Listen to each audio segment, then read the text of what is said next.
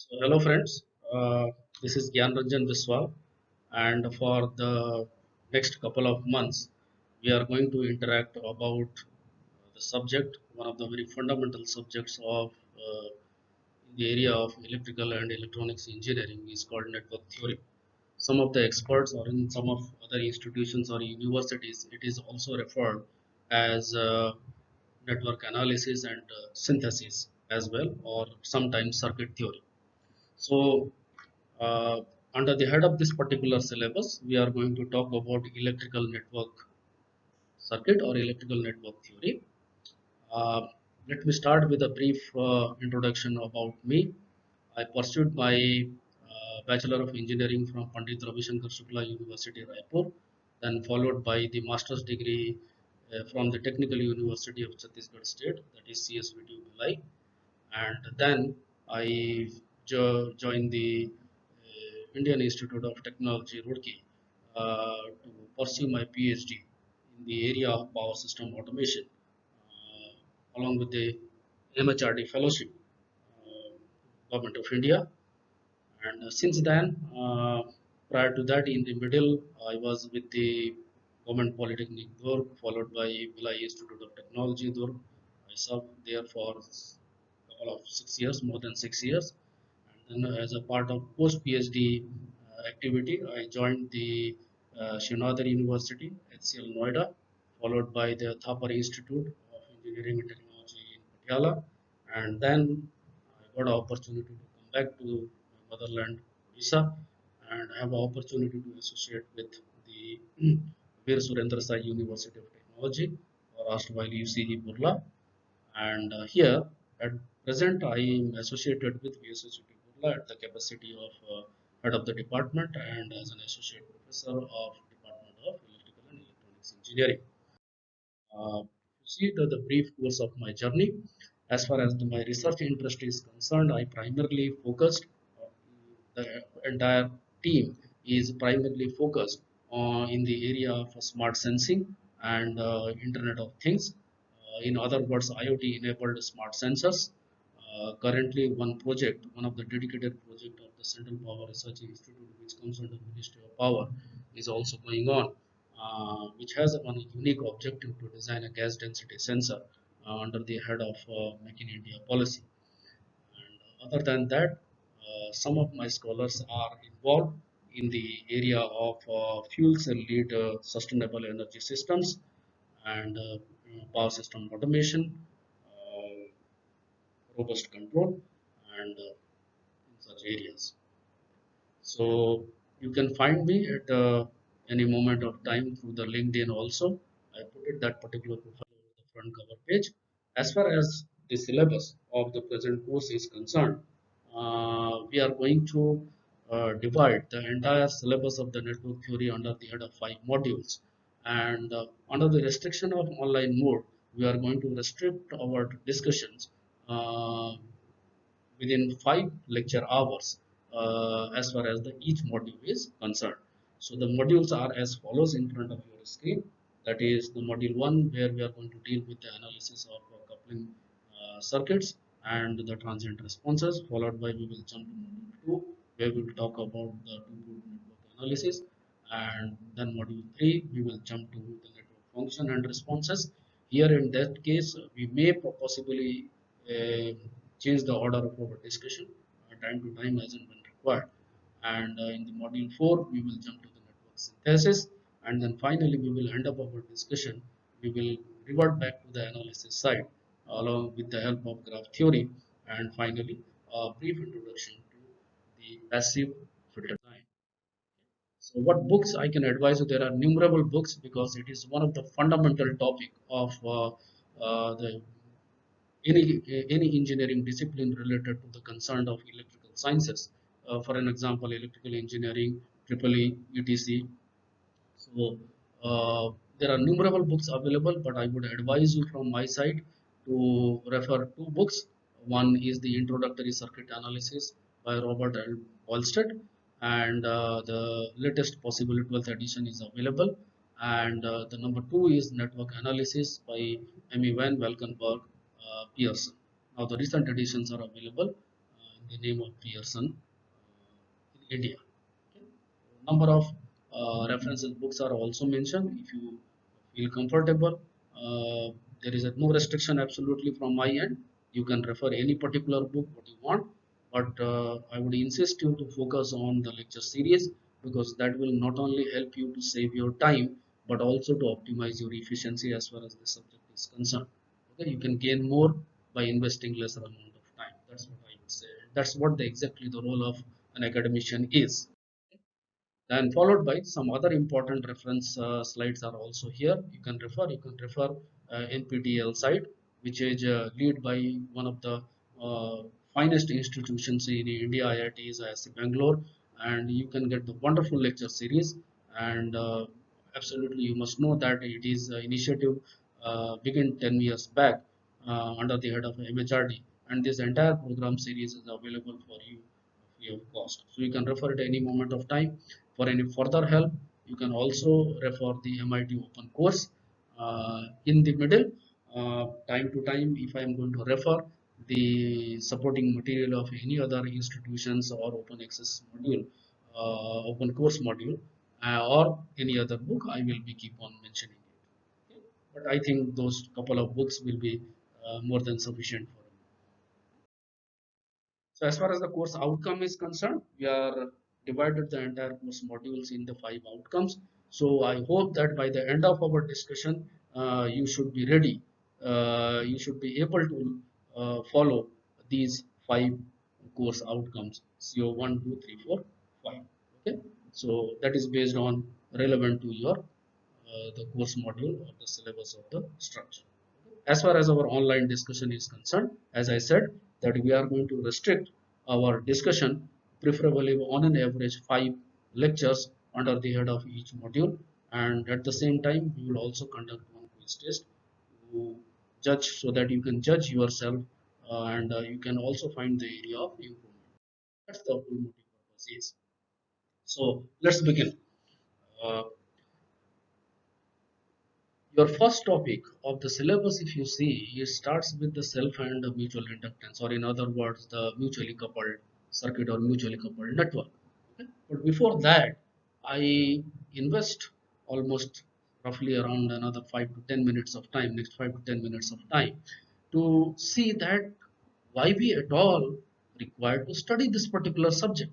Okay, there should be some relevance with it. As I said in the beginning, that this is one of the fundamental subject as far as the electrical sciences are concerned. Okay, or any discipline which is relevant to the electrical sciences. That's what I mean.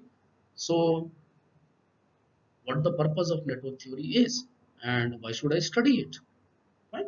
So, if you look at from career perspective, so let me be very frank that it is such a fundamental subject. It will not only lay your perfect foundation, it will not only help you to lay the perfect foundation of your career in the area of electrical engineering or the electrical and electronics engineering or the electronics and telecommunication engineering, but it will also helpful in clarifying the number of competitive exams once you will reach the higher level of semesters or at the verge of your completion of the degree program, and you are going to attempt the different public sector exams, Indian Engineering Services, Graduate Aptitude Technical Test GATE, and engine entrance, and many more things. So this will not only help you to nourish your career in the area of electrical sciences, but also it will help you to qualify your next level exam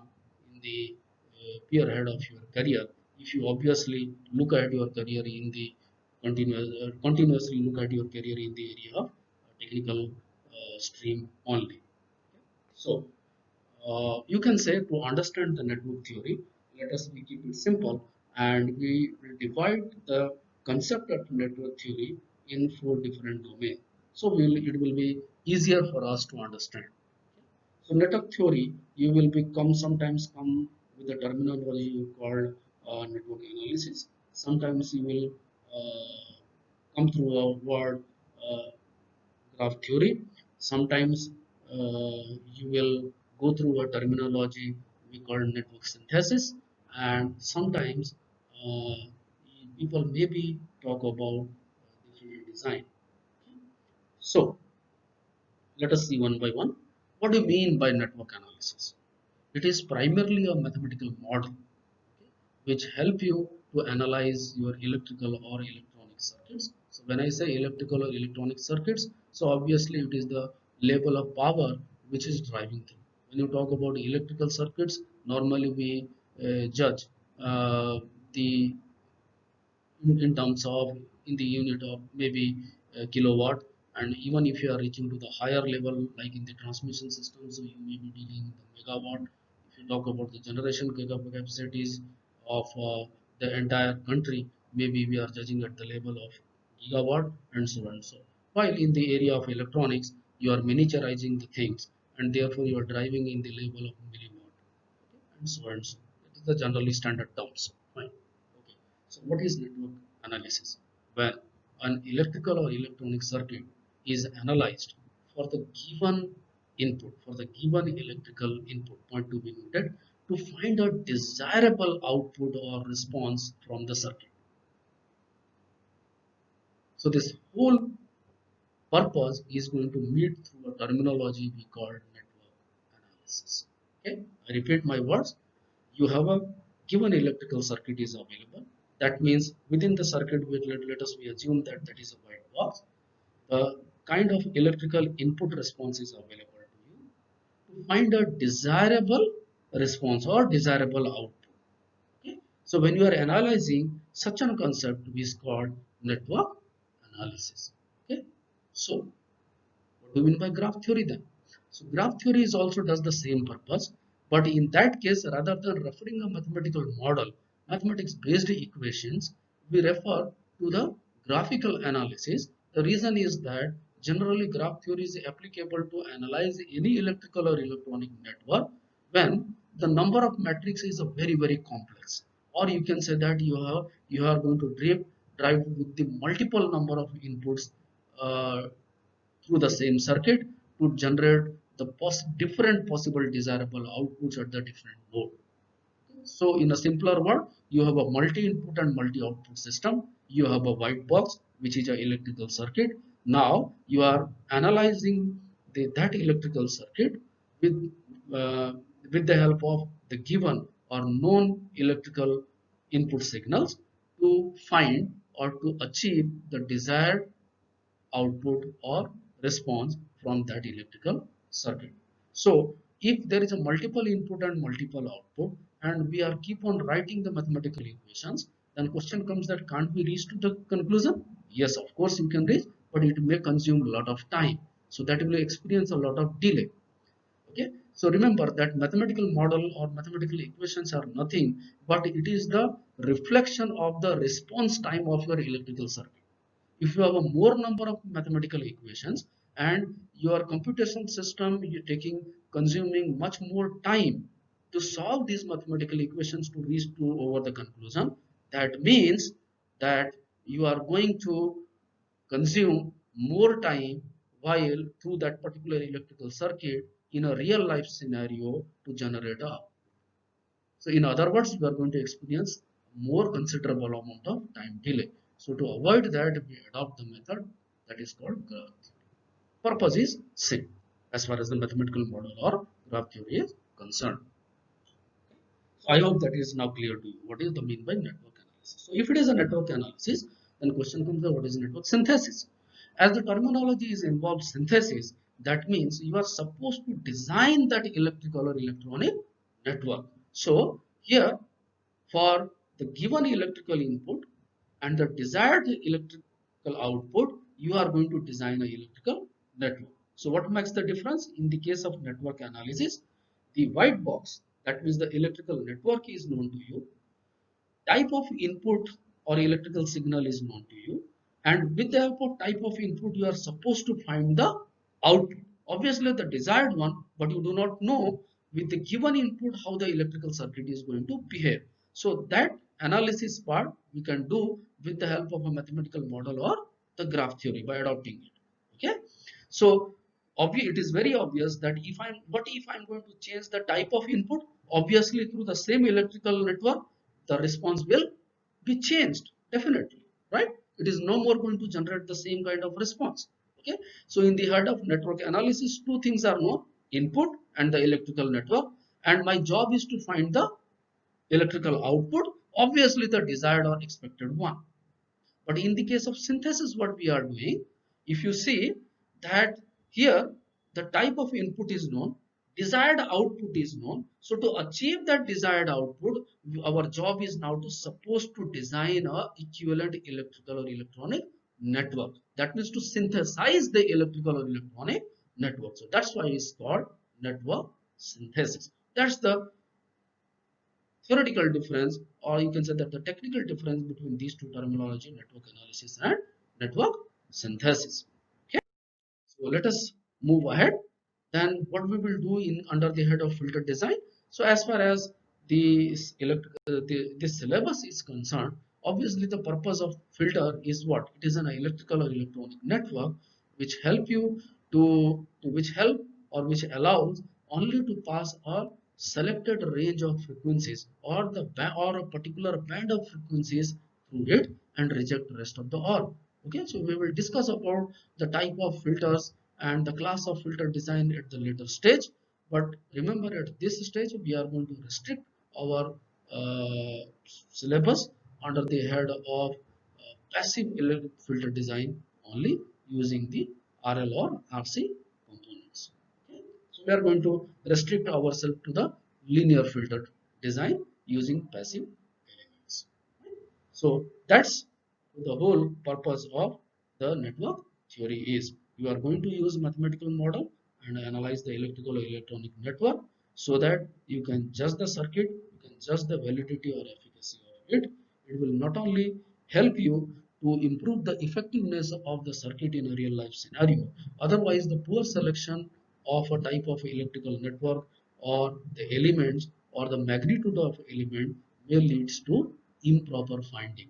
Okay, or even in worst case, the uncontrolled response ultimately which will desiredly finally propagate to the damaging of the electrical network. So therefore, the mathematical modeling or the mathematical analysis of the electrical network to be designed or is designed is very critical.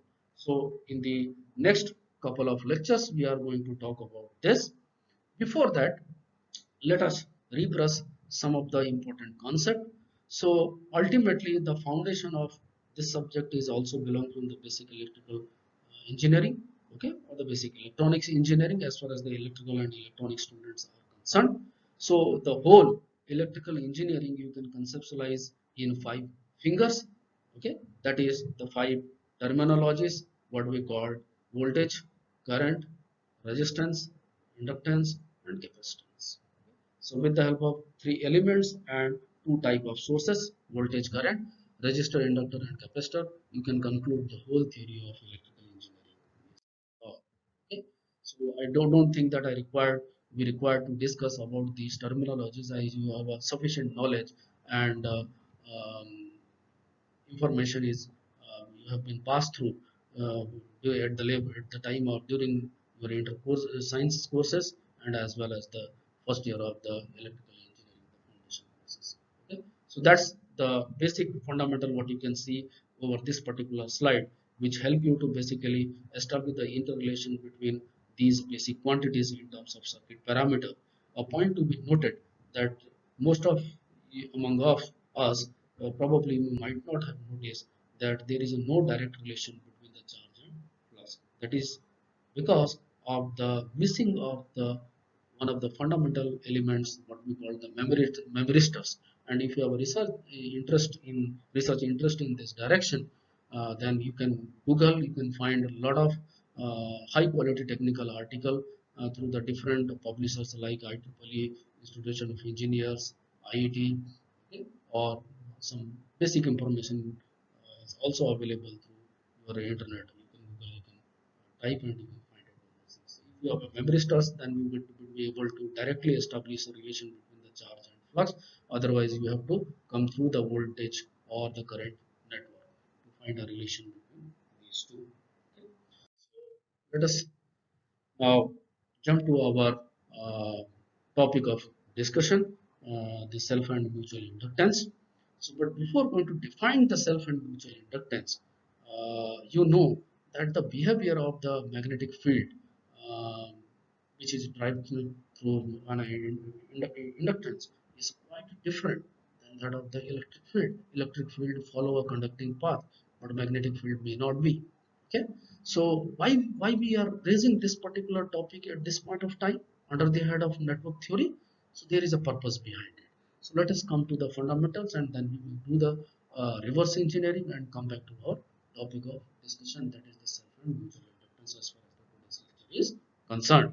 Okay, so you have already come through the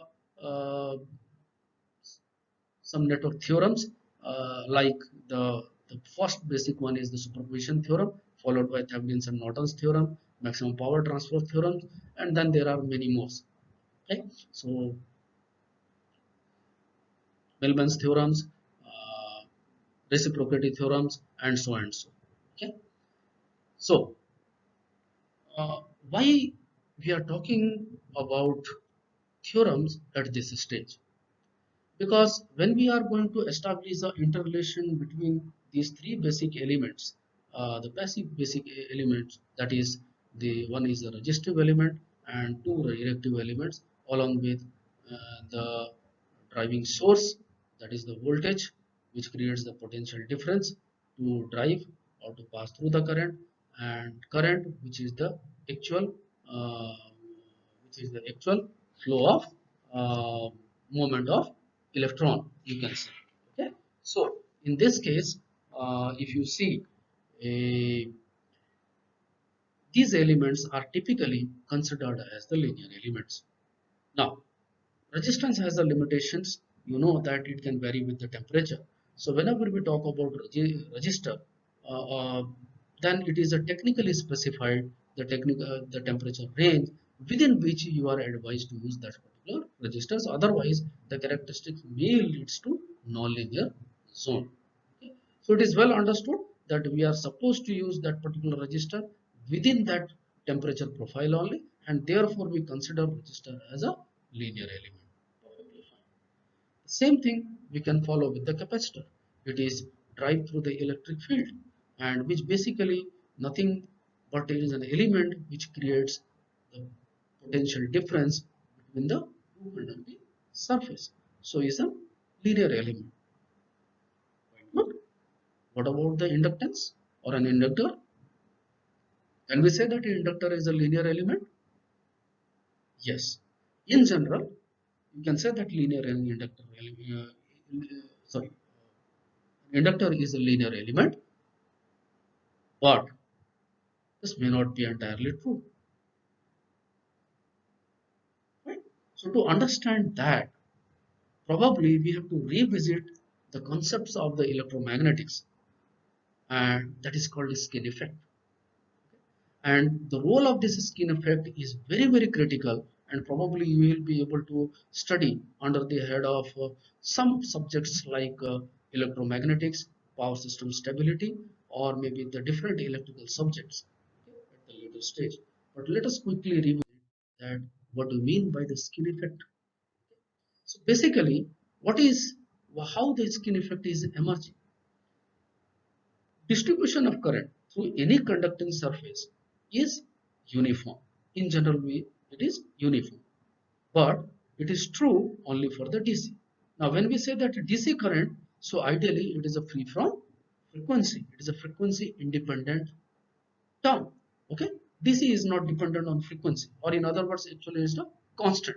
So there is no variation in frequency. So you can say that variation rate of change in is zero. So it's a frequency independent. Fine. But as the frequencies grows, so say your frequency is growing from 0 hertz to towards your 50 hertz. Okay. And in the electronic network, even you can attend the higher frequency of the even up to the megahertz or gigahertz also through the particular conducting surface. Now, if the conducting surface is fixed and the frequency of the input signal you are keep on increasing, that the current where it is operating on, and that current, that frequency you are increasing. So if the frequency is increasing, then there is will be a non-uniform distribution of the current, okay, that will propagate through the conducting surface. So what exactly happened if you are going to pick a conductive surface, as you can see the right above the section, okay, so that the middle point we are considering, and then we consider that the radius of the conductor is a small r, okay, and the portion of the radius of conductor is the capital R that we are considering. Let us say we assume it is a x rather than r, fine. So x is the smallest or thinnest portion of the r, right? So as you will move from the center of the axis towards the surface, if you see, as the frequencies keep on increasing, the voltage gradient in the surface of the conductor is very low, okay, or and in the voltage gradient in the axis, through the axis, is very high. So that means if the voltage gradient is high, that means the concentration of current is very low at the middle of the axis, and the concentration of the current is relatively high over the surface of that particular conductor, which creates the non-uniform distribution or non-uniformity in the distribution of the current. Okay, so this phenomena, okay, that is an increase in frequency causes the non-uniform current density, is called the skin effect. Okay. Let us go to the fundamentals of the mathematics. You know that L is equal to lambda by I, where lambda is nothing but an instantaneous flux density, I is your instantaneous current, and L is the inductance. So if you are going to follow this equation with the magnetomotive force, okay, and you are going to apply the Lenz's law, so you can say that the surface of your h of x as ds, h of x is the actually the current density, okay, is equal to I of x over the surface of x, as we have assumed that x is the one of the thinner part or the thinner portion of the total length r. So if you are going to substitute this value, then I can find out the value of I of x with respect to the axis. So I of x is equal to pi x square upon pi r square into of I. So therefore h of x at the point of x of the distance of x is equal to pi x square upon, how much you will get? No, sorry, it's a pi x upon r square into 1 upon 2 pi x. Okay, so if you see that what we said, that as if you look at the current gradient or the voltage gradient, it is keep on changing from the axis of the conductor to the surface of the conductor. So if I am going to establish a relation between the current density and the radius of the conductor, or in other words we call the GMR, geometrical mean radius. Okay, there are two terminologies is important: geometrical mean radius and geometrical mean distance. Okay, you will study about these things at the later stage, okay, or you can quickly find it out. Let us come back to our motive. So what we're trying to say, that if you look at the relationship of h, that is the current density with the radius of the conducting surface, that is r, you will see that it is a non-linear relationship. Okay, your h of x is proportional to 1 by r square. Further we are moving ahead, let us see what will be the impact over the flux density if it is so in case of flux density. Okay, so if you look at the flux density, okay, that is b of x is equal to mu of h of x. So in that case, if I will substitute this value, and if I am going to find out the change in instantaneous value of the flux linkage, you are going to see that change in flux linkage, that is d lambda, is proportional to 1 by r raised to 4. Highly nonlinear, highly nonlinear. Now understand this thing. Why? What does it means? Okay, or what information we are able to extract from this particular statement, this particular mathematical statement? It says that if you look at the change in instantaneous flux linkage, or if you see the current density with respect to the radial distance of the conductor, it is non-linear or it is highly non-linear. Why it is happening? Because the conducting surface is solid, is other words it is filled, and typically this conducting surface are made by some kind of ferrite cores, okay, some kind of conductive materials. It may be have a alloy, it may be have a copper, it may have a, the combination of steel and aluminum. Depending on that, what kind of application or electrical or electronic network you have, you will have a variable kind of applications, right from the miniaturized electronic network to the power plant where you are generating the power at the level of megawatt or thousands of megawatt. So the size of uh, conducting wire in a power plant, okay, in a generating section where you are supposed to generate 500 megawatt, can be a size of around 2 feet. Okay, that can be a basically the diameter of a conductor. Okay, so it depends. So therefore, one thing should be noted, that if the conducting surface, okay, the magnetic field which is passing through it is the solid core, in other words, is made by ferrite core. In that case, this statement, the current density or the change in flux linkage, says that you have a highly nonlinear relationship. Right? So therefore, if it has a highly nonlinear relationship, in that case, that conductive element, that inductor, will be treated as a nonlinear inductor. And if it is a nonlinear inductor, and you are going to revisit the previous slides, then you can say that that inductor is a nonlinear element. And if the inductor is a nonlinear element, or any circuit which conduct having a nonlinear element, you cannot apply those network theorem like superposition theorem, Thevenin's or Norton's. So remember, in the next time when you are supposed to apply these network theorems, you are supposed to assume that if you have any role of magnetic field, if you have any role of an inductor in that particular network, then that inductor is a linear element. Then how will you ensure that? So that kind of inductor element, that kind of inductors are normally typically made of your air core. Okay, so you can say that there is a hollow surface within the core. Okay, so in that case, you can assume that the inductor is a linear element, and therefore you can go for that. Okay, your combination of your passive elements are the linear elements. Therefore, the circuit which is designed using these linear elements are the linear circuit, and the system which is designed, configured based on some combination of these kind of linear circuit is a linear system. Otherwise, not. There are some other way of the network classification also. It can be classified based on active or passive network. It can be a lumped or distributed network. What do you mean by lumped or distributed network? Okay, an element network which is designed using a combination of, again, lumped or distributed elements. Now, what is a lumped element? Which can be further distributed. Okay, and what is the distributed element? Which cannot be further distributed. Okay, so for example, a transmission line or a cable through which you are passing through a signal is a distributed network or distributed element. Whereas if you will take a register, and let's say for example a simple example I used to give in my class. So let's say your application requires a 4 ohm resistance, and in your laboratory you have a either 2 ohm resistance or you have a 8 ohm resistance. There is no recent availability of the 4 ohm resistance. Then what you will do? So you can make some series or parallel combination, and you can achieve the equivalent resistance of the 4 ohm. Okay, so therefore your resistor will be treated as a lumped element. Yeah, linear, non-linear we have already been discussed. Unilateral and bilateral, which is allowing you to pass through the signal from either in one direction or in the two directions. So bilateral are normally the semiconducting devices.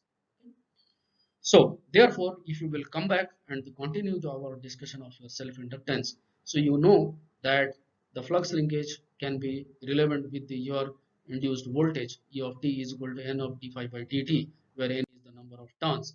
Okay, and this relationship based on your 9.3. Okay, as we discussed in the previous slides, has been shows that where L is going to defined in terms of the flux and the number of the current, number of turns, and the instantaneous value of current. Okay, so in that case, or in terms of the flux linkage, where your xi is equal to n into phi. So if you see, if you are going to draw interrelationship between the flux linkage and the instantaneous value of current, you will find a non-linear relation if it is a ferrite core. But if that particular magnetic coil, if that coil of a magnetic material, is made of a magnetic material, okay, then you will get a nonlinear relationship. But if it is made of air core, that means if there is a hollow surface, okay, within the core, then you can drive this particular relation as a linear relation. Okay, so now I think probably you will to understand, okay, in which circumstances you can apply the superposition theorem over the RL network, or in what circumstances not. I hope that this concept should be now clear to you. Okay, so continue to our relations. You can use these standard equations a number of times.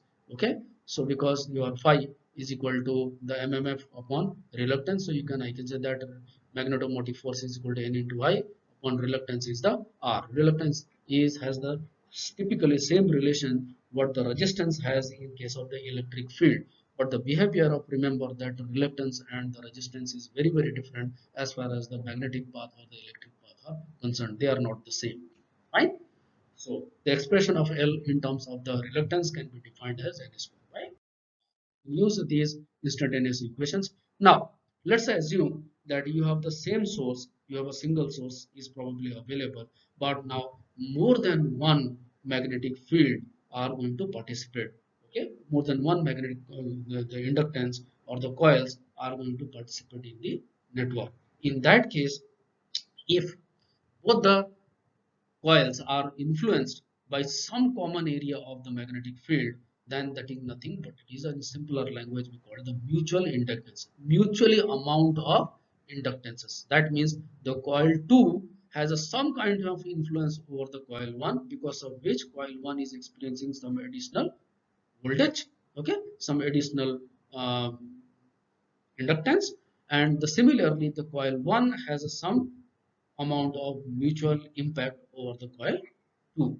Yeah, so uh, therefore you can proceed to the, let's say, next slide. We will have taken just an example here that you have a two current sources, you have a two pair of coils, and then there is a certain amount of mutual flux.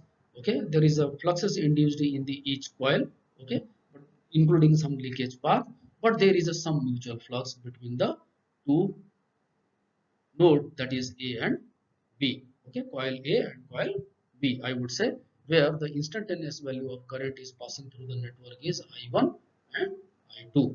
So from there, you can say that the value of E2, that is the output of the first network A, is equal to, can be given by of N2 d by 1 2 by dt. That means the amount of flux induced because of the coil 2 over the coil 1. Okay. Similarly, for the coil 2, okay, for 1 2, in further discussions, you can see that your m of 1 2 di1 by dt can be segregated. How much amount of current? That is di1 by dt in the first network, network A, and in network B has a I2 current. So rate of change in current is di1 by dt in the first network, and in the second network B it is di2 by dt. So therefore, if I will reconfigure our relations in terms of the flux linkage and the amount or rate of change in current, then M12 can be defined as N2 d phi 12 by di1. So the ratio d phi 12 by d1 is, remember, is a constant and is equal to the amount of flux per ampere. So therefore it can be rewritten as N2. If it is a constant, then d phi 2 by di can be reverted back, rewritten as a phi 12 by I1. So therefore your the flux linkage, the xi 12 upon I2. So xi 12 is nothing but N2 into phi 12. Okay, so amount of flux linkage of the coil 2 due to the current of the coil 1, that is I1. Similarly, I can find out the value of M21, which is equal to phi N1 phi 21 by I2, or in other words phi 1 by I2. So if you see that that is a circuit, okay, where the there is an exchange of flux which is going to derive based on the equation number 9.4 previously I have been shown you. And if you are going to refurnish these equations, your M12 will be, you are getting K N1 N2 upon the reluctance, while as M21 you will also get K N1 N2 upon R. So therefore, for a bilateral circuit where you are allowing the propagation of current in two different directions in a controlled manner, M12 will be equal to M21. So in a simpler uh, terminology, for our rest of discussion, let's say if it is so for a bilateral circuit, then rather than using two different terminology, let us use it as a one, and that is M. So therefore M square is nothing but it is equal to M12 into N21, because both are the equal. So therefore I can write it is K square N1 upon N2 upon reluctance of whole square. Now what is your L1 square? That is N1 square by R square, and it is L2, okay, that is your N2 square upon uh, reluctance, that is R. Here R meant to say is the reluctance. Okay, so therefore L1 product of L1 and L2 is equal to N1 square into N2 square upon R square. So therefore if you will substitute it, and if you are trying to find out the value of mutual coupling in terms of coefficient of coupling, so your M square is actually proportional to L1 square L2. Okay, or in other words M is equal to root over of L1 L2. So if you are going to replace it with the proportionality constant, that is called the coefficient of coupling. So the coefficient of coupling should be theoretically 100%. So if it is 100%, so the value of K is equal to 1, which is very widely used in the different radio circuits also. Okay, so in this case you can say that both the coils are tightly coupled.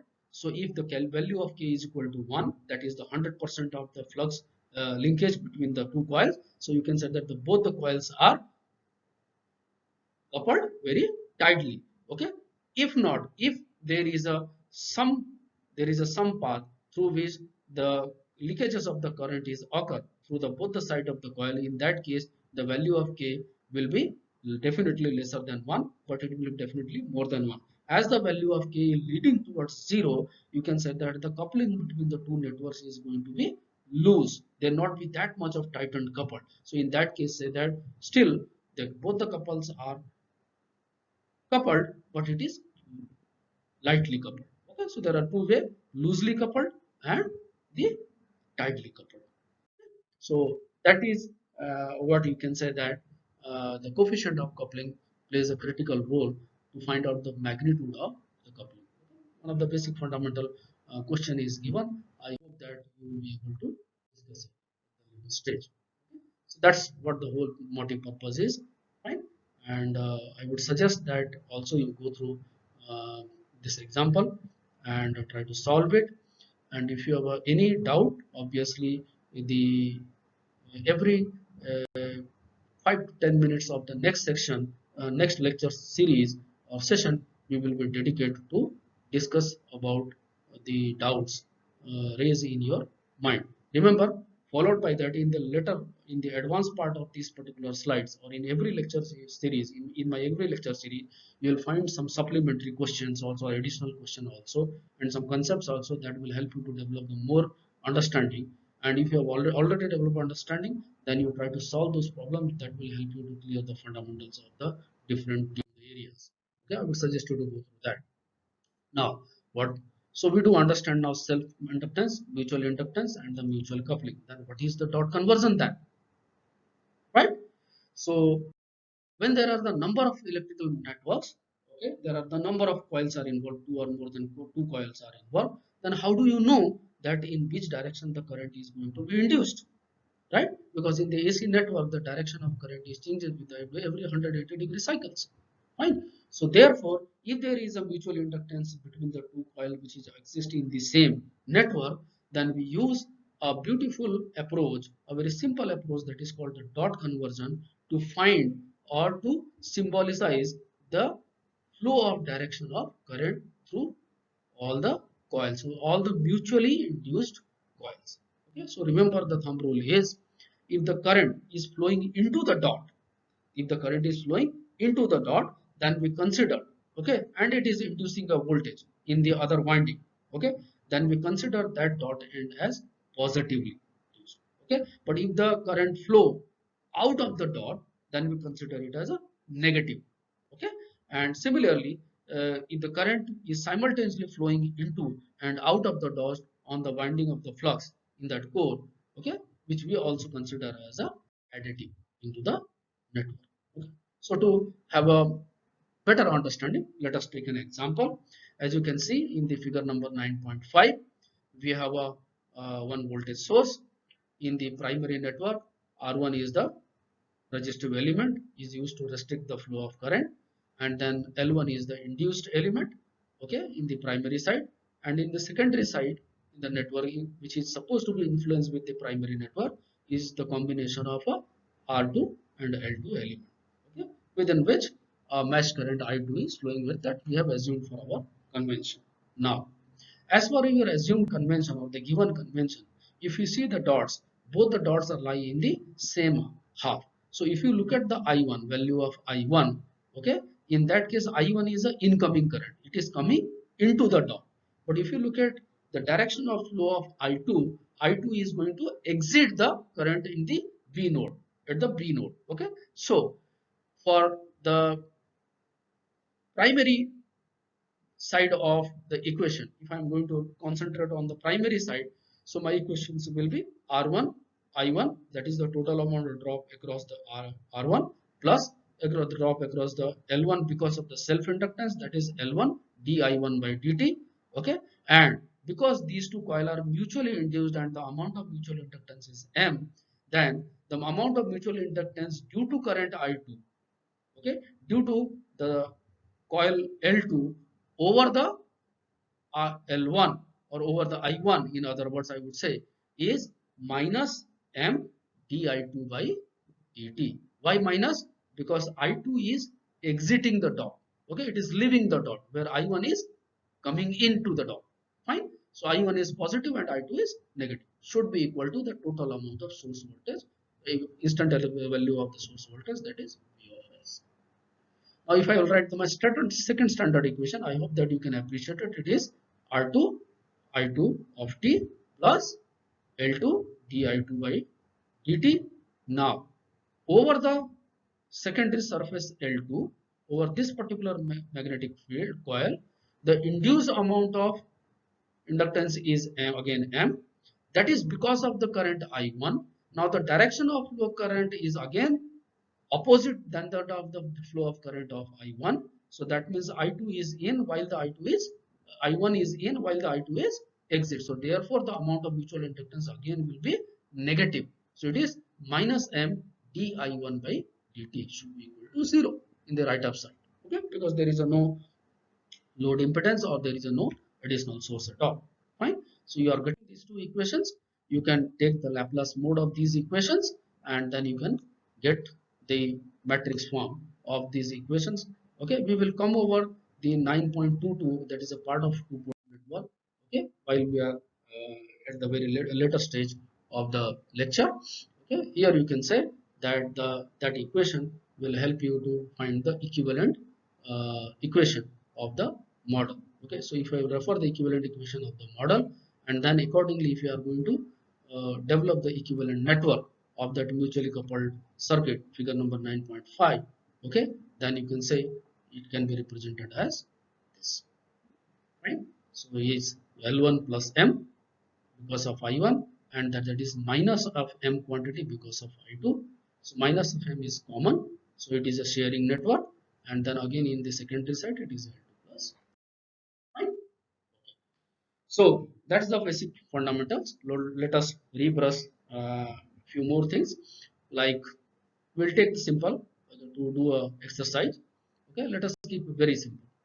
Now, if there is a two mutually coupled coil over a given electrical network, over a closed surface of the electrical network, okay, in that case, what is the value of maximum amount of equivalent inductance, or what kind of impact I would say it will put over the equivalent inductance if the two mutually induced coil are connected in series or in parallel at the same time. The direction of flow of current are the same through the both the coil, or what if the direction of flow of current is opposite. So we are going to investigate all these probable possibilities one after other. So as a first case study, let us assume, as you can see in the first example over the slide, we have considered two inductance L1 and L2. We have assumed that the amount of mutual inductance is M between the two inductive surface, okay, inductive elements L1 and L2. The amount of voltage is V. Obviously, it is instantaneous value, but for the sake of the simplicity, I omitted all these values. You can consider it is a DC value. Okay, okay, so is a DC source, or even if it is a AC source, you can write that value of V of T.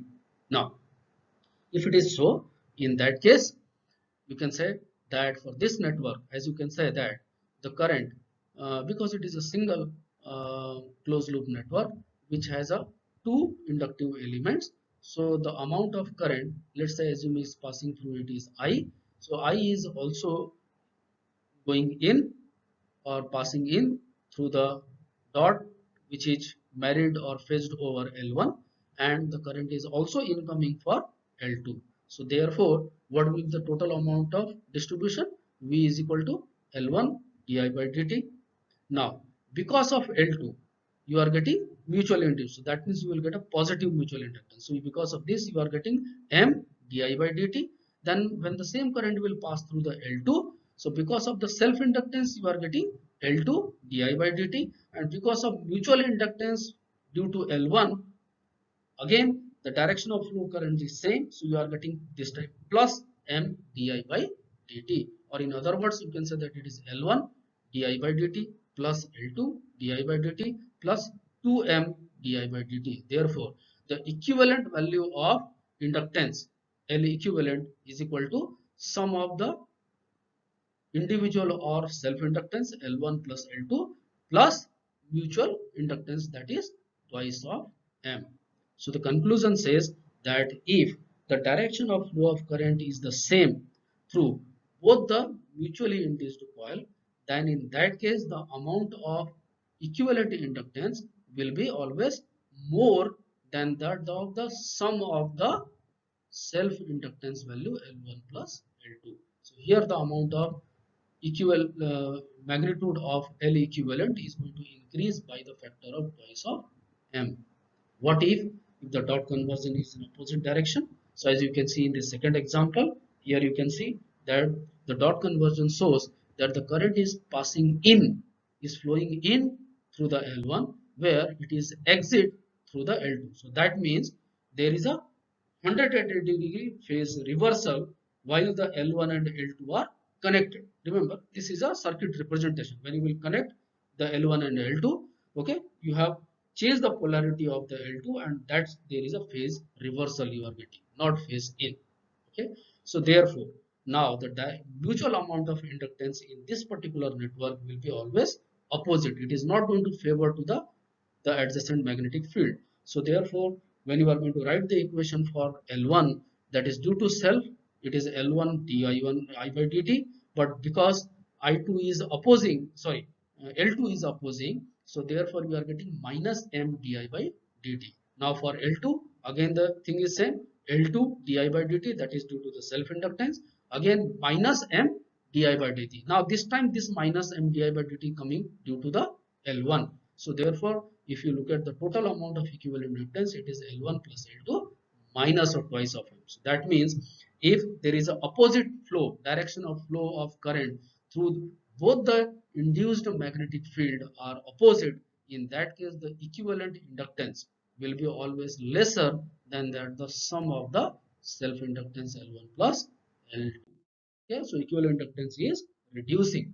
So that's how you can find out the value of equivalent inductance, or in other words, that's how you can also control the impact of the equivalent inductance over a given network. Because remember, you are analyzing the network.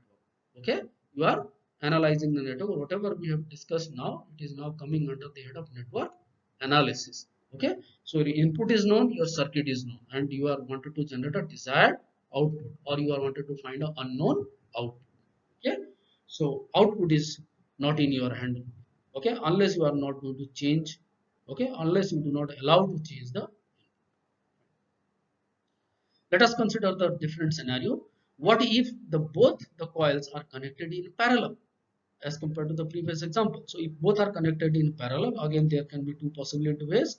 Okay, both the dot conversion can be in favor, or dot conversion can be in opposite direction. So if it is in favor, as you can see in this particular presentation or this particular slide, number 30, so you can see that so V1 is equal to L1. Okay, but remember now it is a parallel network, so current is going to be divided.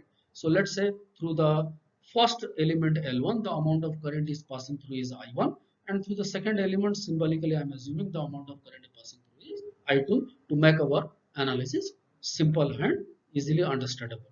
Okay, so we can derive two equations now, where we can say that V is equal to, or V1 is equal to L1 di1 by dt, that is the amount of voltage drop due to the self inductance, okay, plus M di2 by dt. Why plus M?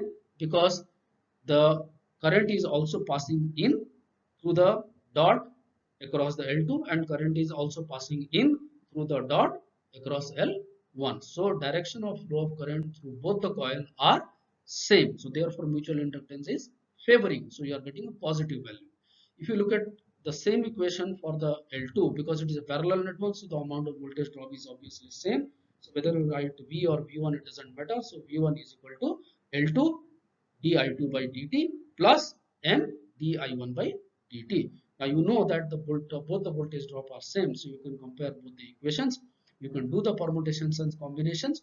Okay, your ultimate goal is to find out the value of your equivalent inductance. Okay, so I with this in this particular presentation also, to make the little more complications, we have added the third induced coil. So you can either consider this example, or you try to solve the parallel network where the circuit is favoring or the circuit is opposing. Okay, what if it is opposing? And then in the next lecture we will be able to discuss the solution of this network. I hope that you will be able to solve. You enjoy the today's class also. Do not hesitate to contact me through email ID. I have been provided over the cover page. At the same time, the next lecture tomorrow, when we will meeting as per the next schedule, we are going to first handle the doubt clearance session for the 5 or couple of minutes of time, and then we will continue our discussions for this particular. Yeah, and there we will discuss the coupling of energy transformation and the applications of this coupling network, like the ideal transformer, the actual transformer, the source transformations. Okay, so these concepts we will discuss in the next slide. Okay. All the best and wish you good luck. And remember that I have been already provided certain exercises at the end of the supplementary slides. You can refer those slides, and I also advise you to try to solve those problems and develop your concept. Okay. Wish you good luck. So we'll meeting.